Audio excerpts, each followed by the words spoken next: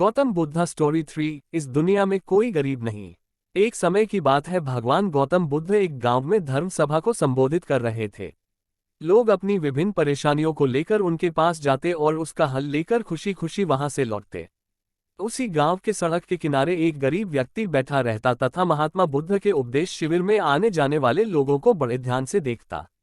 उसे बड़ा आश्चर्य होता कि लोग अंदर तो बड़े दुख की चेहरे लेकर जाते हैं, लेकिन जब वापस आते हैं तो बड़े खुश और प्रसन्न दिखाई देते हैं।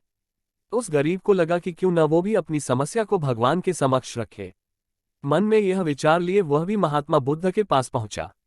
लोग पंक्तिबद्ध खड़े होकर अपनी समस्या को बता रहे थे। जब उसकी बारी आई तो उसने सबसे पहले महात्मा बुद्ध को प्रणाम किया और फिर कहा, भगवान, इस गांव में लगभग सभी लोग खुश और समृद्ध हैं, फिर मैं ही क्यों गरीब हूं। इस पर उन्होंने मुस्कुराते हुए कहा, तुम गरीब और निर्धन इसलिए हो क्योंकि तुमने आज तक किसी को कुछ दिया ही नहीं। इस पर वह गरीब व्यक्ति बड़ा आश्चर्यचकित हुआ और बोला, भगवान, मेरे पास भला दूसरों को देने के लिए क्या होगा। मेरा तो स्वयं का गुजारा बहुत मुश्किल से हो पाता है। लोगों से भीख मांगकर अपना पेट भरता हूँ।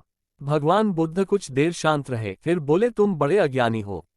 औरों के साथ बांटने के लिए ईश्वर ने तुम्हें बहुत कुछ दिया है, मुस्कुराहट दी है जिससे तुम लोगों में आशा का संचार कर सकते हो, मुख दिया है ताकि लोगों से दो मीठे शब्द बोल सकते हैं, उनकी प्रशंसा कर सकते हो, दो हाथ दिए हैं, लोगों की मदद कर सकते हो।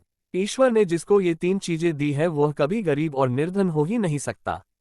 निर्धनता का विचार आदमी के मन में होता है, ये तो एक भ्रम है, इसे निकाल दो।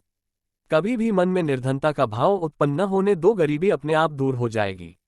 भगवान बुद्ध का संदेश सुनकर उस आदमी का चेहरा चमक उठा और उसने इस उपदेश को अपने जीवन में उतारा, जिससे वह फिर कभी दुखी नहीं हुआ।